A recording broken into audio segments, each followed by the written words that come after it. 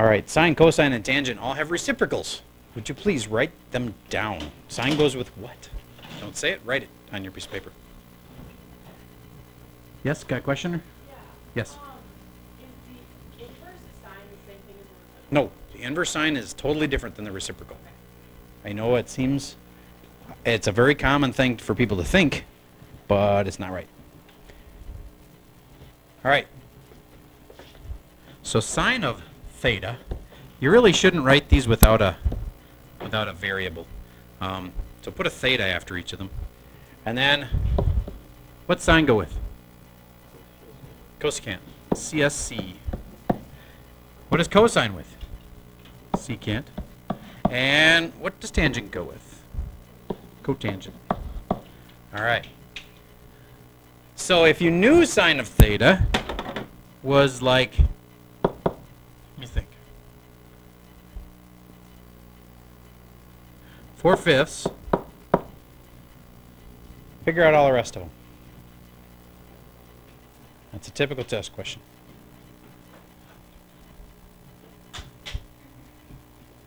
When I'm saying that, I'm not saying this is on the test. I'm saying these are the kinds of things we would expect you to know coming on Friday. Right away, you should have known 5/4 for this one. But then you might get stuck. So you make a little triangle. And you ask yourself, all right, if this is theta, sine is opposite over hypotenuse. 4, 5, can you figure out that one? Yes, you absolutely can. And maybe you even have it memorized because it's a really common right triangle. It's 3, right? Okay. If you wanted to check that, you'd go 3 squared, 9. 4 squared, 16. 9 and 4 makes 16. It's 25. And then that's what 5 squared would be. So yay, it worked. All right, so let's say that side's 3. So now, what's cosine? Cosine is adjacent over hypotenuse, 3/5. And then that becomes 5/3 here, a secant. And tangent would be TOA, opposite over adjacent. Opposite is 4, adjacent is 3 4/3. And cotangent would be, what? 3/4. Raise your hand if you've got those right then. Okay, good. You got the basic. That's the simplest thing we've learned that's new, is the cosecant, secant, and cotangent thing. And you got to be able to find the third side of a right triangle with a squared, b squared is b squared. Okay, on to the next thing. There is this tower. From 340 feet away from the base of this tower, the angle of elevation to the top of the building is 65 degrees. Okay. So let's draw this thing. First of all, make a tower. And if I were you, I wouldn't make it three-dimensional. I'd just make them like a stick. Okay, so there's my tower. And the next thing I'd always make is the ground. And if you make it a little bit wavy, it makes it clearer that it's the ground instead of just being a straight line. Then, I got to have a point 340 feet away from the base. So that's like down here on the ground. And this is 340. And then there's an angle of elevation. Just to clarify, what is an angle of elevation? It is an angle that starts at horizontal and then goes up from there. So let me show you what I'm talking about. Let's say I had a line like this that's horizontal. The angle of elevation would be like that. The angle of elevation is 65. There we go. If it was talking about an angle of inclination, that's the exact same thing. Inclination and elevation are both going up. What is it when the angle goes down like this? Angle of declination. Good. Okay, so if I said that I had an angle of declination, it would look like this. An angle of inclination, would that be an angle of inclination? Yeah, it's going up from horizontal. Doesn't matter which way it's going up. That would be the same as that. They're both an angle of inclination. But if I have a horizontal thing and something going down from it, then that's an angle of declination. You need to know those terms. All right, so back to this. I have an angle of elevation for this puppy, so that means it's going up like this, and it is 65 degrees. 65 goes right there. Use trig to find this. Go ahead, use a calculator. If you don't have a calc, borrow one of mine. Make it fast. It's in the drawer there. Bring it again. So here's what we do. We ask ourselves, I don't know what function it is, but some function here of 65, something of 65 degrees, is going to give me these two. And from this angle's perspective, they are the opposite and the adjacent I like to just do this. Notice how I don't even have a trig function in there yet. But now I go, okay, I know it's opposite and adjacent. Oh, that means it's tangent. Tangent. And then the opposite is h, and not the hypotenuse, the adjacent is 340. There we go. So if you knew the tangent is 65, you just have to times that by 340, and you got h alone. Again, it's got to times by 340 on both sides to get the h alone. So, what is tangent of 65? Somebody got it? 2.14 equals h over 340, and then you take 340 times the 2.14 is like 600 and something. Oh, 700 and what? 29. Okay, so this is really 729. Now, in the context of being a big building, 700 feet, yeah, that's pretty big. That's like 2 football fields tall, but that's reasonable. All right. There's always battles over the biggest building being built. For a long time, the biggest building in the world was the Sears Tower, and then it got eclipsed. And the place in Dubai has it, but they're just building a new one. Did you hear about? Is it in Japan? It's some Asian city has got this monster one going up that's going to beat the one in Dubai for the tallest building, and we're talking thousands of feet high. I don't think that was well. It might have been the tallest at one point, but it hadn't been. It didn't have been up. They'd have been up for so many years. Those twin towers are really old. They were like in the movie King Kong, the original movie King Kong. Yeah. So yes. Are they rebuilding those? They are not rebuilding those. They're doing something different. They didn't want to like just put them back up the same way that they were, and it makes sense. They were really old, so they had. Have you seen the mock-ups of it or something? Tell us about it.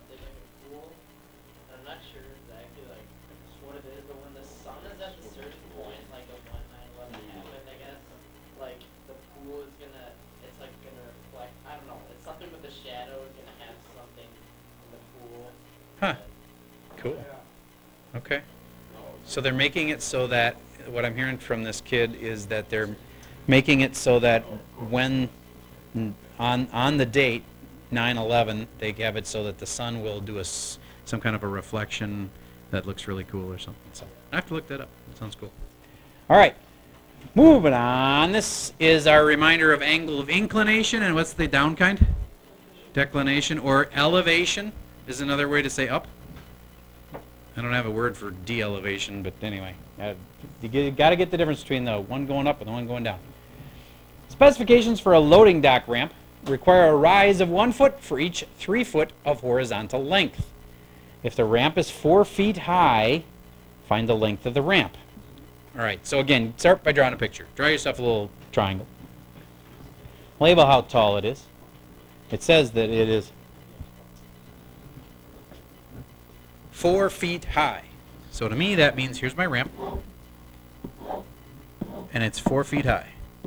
And it says it's got to have a rise of 1 foot for every 3 foot.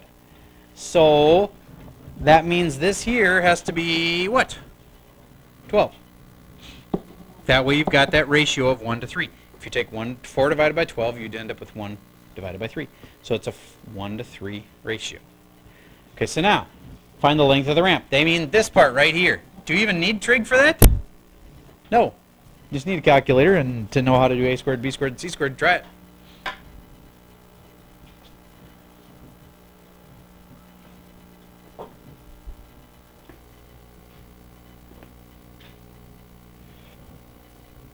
Twelve squared, 144. 4 squared, 16. 144 and 16, 150, 160. Is that right? And so then the final answer would be square root of 160. There we go. Square root of 160. Especially because right now the leaning of the group is towards not having calculators on this test. And so that would mean you just leave it as square root of 160. Done. How would you find 12 squared? You'd multiply it out by hand. You could do that. All right. We won't give you anything that's impossible. All right. Find the angle with the ground. Wait a minute. How am I supposed to get an angle? All they told me was sides.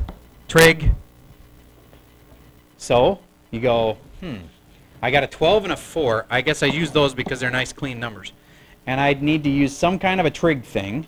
And so it's always something of an angle is equal to like two sides, like opposite over adjacent.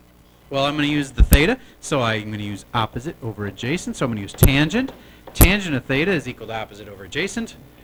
Opposite would be 4, adjacent would be 12. See how I set that up? Now how do you solve it? Inverse. To get rid of the tangent, you want inverse tangent, like this. Yes, on the test you would not have this exact problem, but I still want you to know how to do it. Because maybe they'd say, write out what your answer is, and then you'd say, that, inverse tangent of 4/12. That's all you'd have to do. Yes? The inverse of tan times 4 over 12? It's inverse tan is a function, and the 4/12, technically I should reduce to 1/3. If you want it to look pretty, that's the way I'd have you write it. Okay? Okay. Moving on. I have to install a ramp to let my 85-year-old father get from his deck to his backyard in a wheelchair. The deck is 3 feet off the ground. The books say that the angle of declination should be about 25 degrees. In other words, you don't want to make the ramp so steep that the old guy gets on there and starts going 100 miles an hour towards the backyard. So you want it to be kind of a gentle slope. So figure out how long the ramp will be. Again, this is the ramp part. Figure out how long that is. Use trig. Use calculator.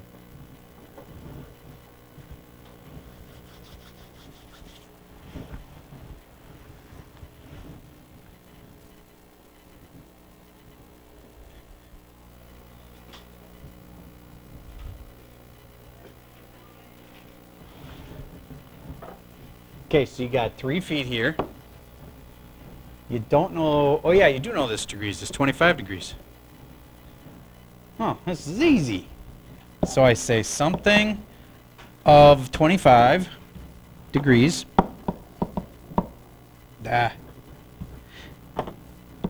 is equal to, and then I always like to think of this as two sides, the opposite and the hypotenuse. So which one gives me opposite over hypotenuse? Sine. So sine of 25 would give me opposite, which is 3, over the hypotenuse, which I don't know. So I'm going to call it an h. I could have called it anything I wanted to. H is kind of dangerous because it also stands for height, but whatever. Any letter I wanted to. Then, what if I asked, then they had no calculators allowed in this test.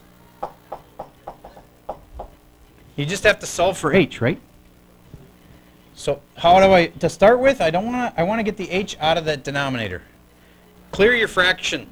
The denominator is h, so I times by h here, times by h here. And then this h cancels this h. Now I got the 3 alone, but that's not what I really wanted. I wanted the h alone. So if I now have to divide by what?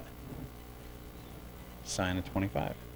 So I'm trying to get this h alone, so I'm going to divide by sine 25. And over here, I'm going to divide by sine 25. That's gotten really messy, but h is equal to 3 over sine of 25. If I didn't have a calculator, that's the way I'd leave it. It's actually a little simpler if you don't have a calculator. Don't have to go find all those buttons. Less chance of you, by accident, typing sine of 35 when you're transferring it from the paper over to the calculator. All right, moving on. This is a sector of a circle. What's this little thing out here called? An arc. All right, would you figure out how long that green arc is? Ask me some questions. It's the radius. A radius, 7. What else you want to know? The angle. Think it's a 40. Now do you know the right formula?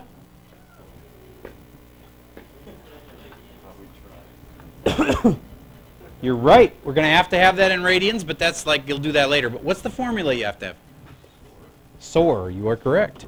S equals theta R. And if I just go stick in this S equals 40 and then a 7, you get why that's going to be in degree feet? And I don't want that. So I have to get rid of the degrees and make it into radians. So you figured out how to do that. You didn't use a calculator. Give me a decimal answer on this one.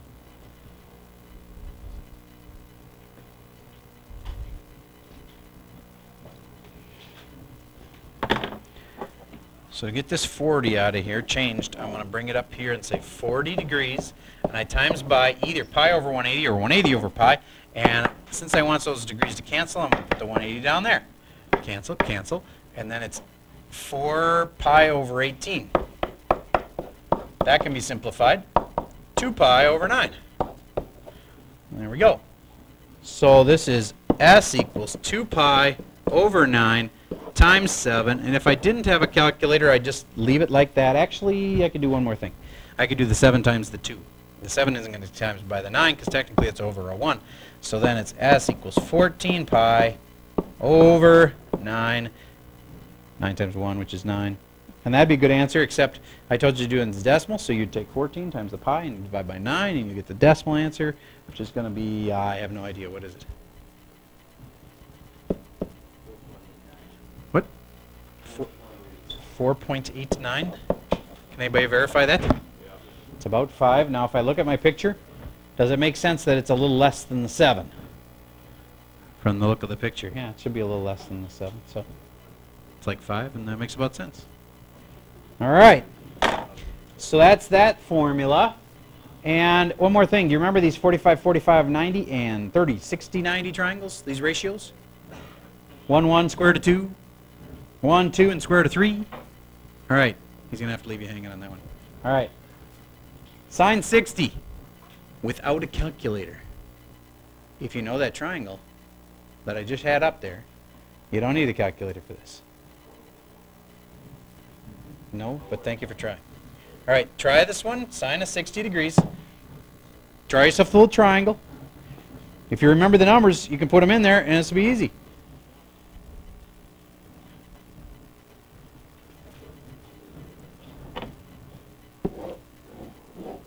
Sketching a 30, 60, 90, and as always, it's across from the 30 is where the smallest side is. 1, the hypotenuse is always the biggest side. 2, and then this one's square root of 3. And now I go sine of 60. From this angle right here, the sine is the opposite over the hypotenuse, which is root 3 over 2.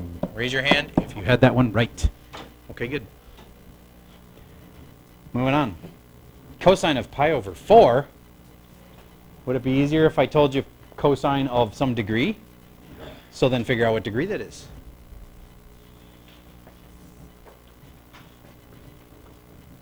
And it'll only be a 30, a 60. It can't ever be a 90 because we don't do that on triangles. We do that in circle trig.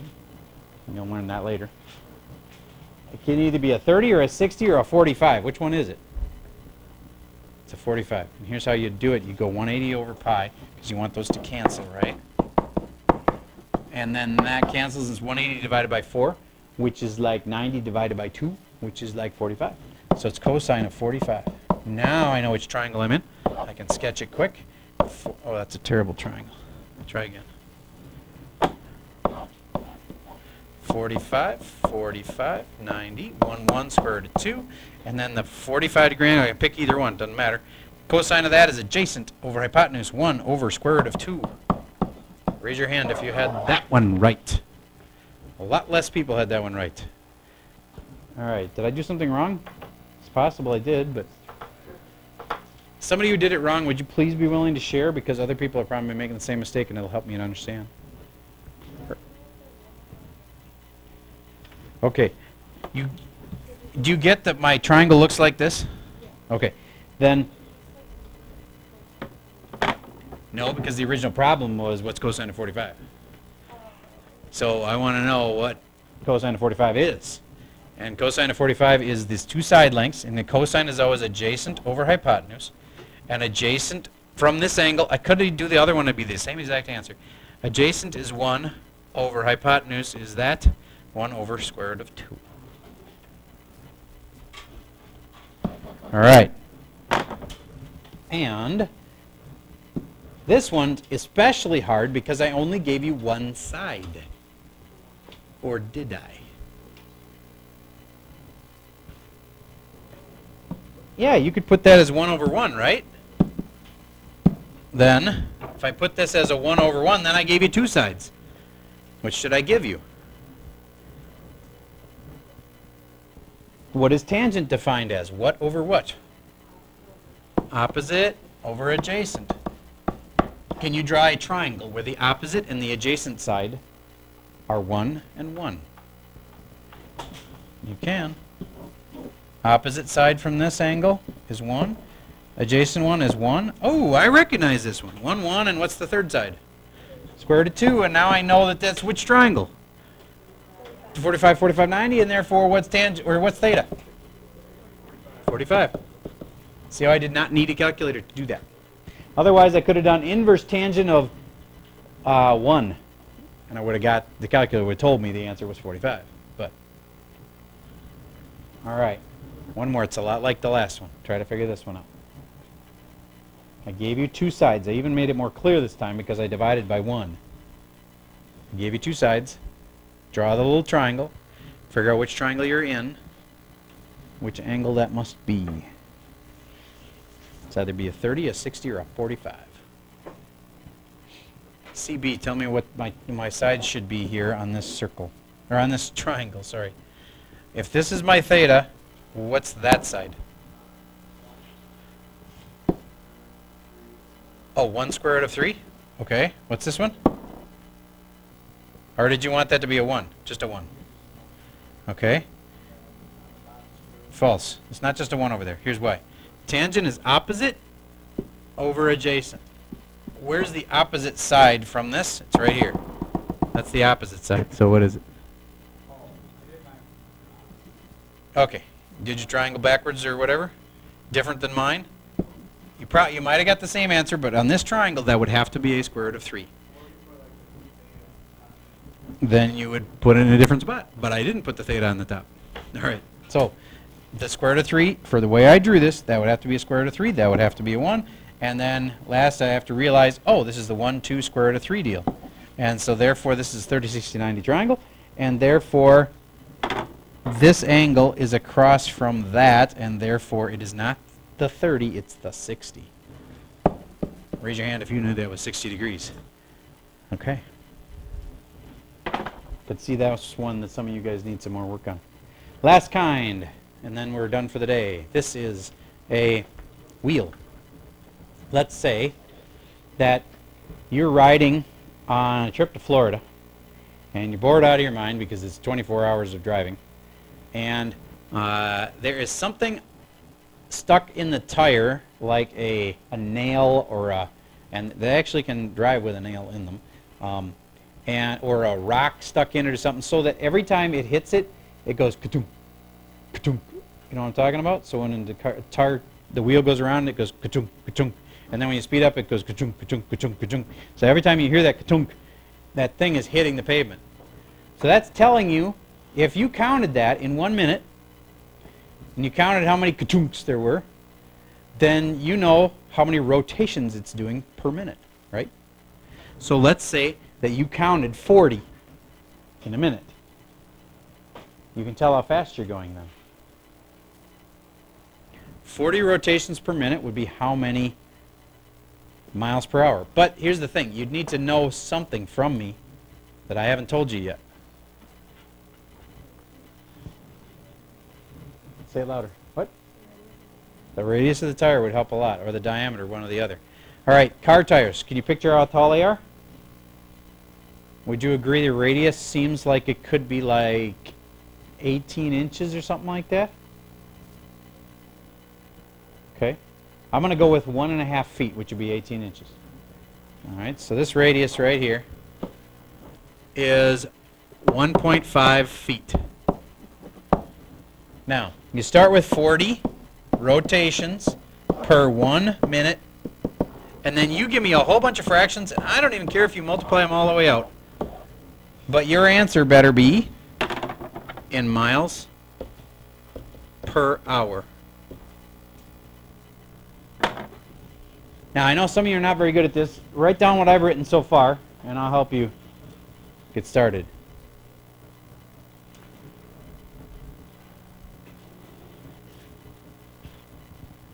What you really ought to think about on these are making things cancel.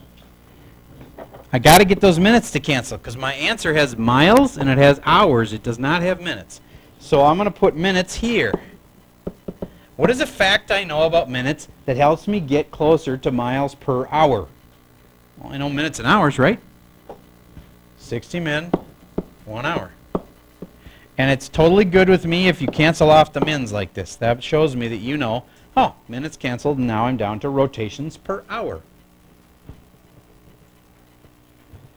Now, I got to get rid of rotations. So I'm going to put rotations here, and this is the big moment, the mental leap that you have to make. One rotation is what? It's a circumference. And the circumference, what's the little formula? Do you remember that, Mr. B? C equals pi times. Yes, good. Okay, and so then, what did you say the answer was? 3 pi. So you stuck in a 3 here for the diameter. Does that make sense? Because he's got a 1.5 for a radius, so the diameter would be 3. So that's good. So circumference is 3 pi, or pi times 3. Do you get that one rotation is one circumference, which is one of these? And that was in what kind of units? Feet. That's the hard part right there. And all it is that one rotation is that many feet. The circumference. That's what that is. All right.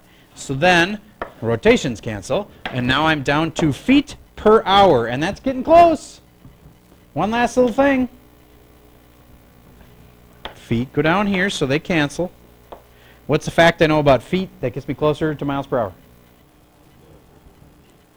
I know a lot of people think 1 foot is 12 inches, and that would work, but it does not really get you where you want to go. 5,280, what's in a what? So you go 5,280 feet, 1 mile. The feet cancel. My answer's in miles per hour, and there it is. Somebody with those fast fingers and a calculator, would you just go 40 times 60 times pi times 3 and divide it out by 5,280? Mr. B, you got an answer? Anybody verify that? 4.28? Okay. So you're only going about 4 miles an hour if the car's making 40 tutunks in a minute. It's going pretty slow. Must be in a traffic jam or something. All right. Here's your assignment. I cut off one if in case you were looking at the old one I had written on the board. I didn't like the first one. There's nothing like that. And it's kind of distracting from our focus on what's on the communications kind of unit. All right, so number 61, by the way, we already did in class yesterday. That doesn't mean you don't have to do it, but if you have good notes, you'd probably be able to copy that sucker out of your notes in just a few minutes. It'd be super easy. So if you got 61, yay for you. If you didn't take good notes yesterday, it's not that hard. It's one of those tower problems, and it's trig. All right, number 62 looks like this. And given that we don't have that much time left in class, I'm going to just give you these first few out of the book. We'll do them together, and then you can finish it at home. Okay, so again, the assignment here is 61, which is an old one from your homework, 62, and then 65, 67 through 72. All right, so here's number 62. This is supposed to be a tree. I know it's the ugliest tree you've ever seen. Here is the like bark, like here's a hole where there's an owl living inside. Okay, anyway. And this is the like green part normally, but I was using a black marker. All right, so they have spotted this tree from a distance of 120 feet. And they used an 8-degree angle of inclination, they call it, or elevation. That's this little guy. And do you see that this blue line here is going to tell us how tall the top part of the tree is? And then everybody forgets this number over here. So my total height of the tree is whatever this blue line is, plus this 5 feet here. You get what I'm saying? So this part here is 5 feet plus whatever this blue line is. Okay. So how do I find the blue line? Well, I use trig. It's either sine, cosine, or tangent, and I'm going to use an opposite and an adjacent, so I know that's a TOA, tangent. So tangent of 8 is opposite over adjacent, and then when you take tangent of 8 on the calculator and times it by 120, you'd have your answer. Now, if they didn't allow me a calculator on the test, I would just say the answer was tangent of 8 times 120. Put the 120 in front. But one more thing, it'd be so easy to forget. Plus this extra 5 feet. Don't forget from here to here. Plus the blue line. So plus 5. That's how you'd leave an answer if the calcs weren't allowed.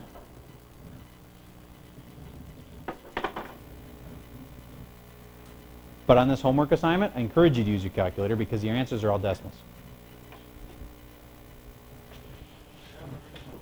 Okay.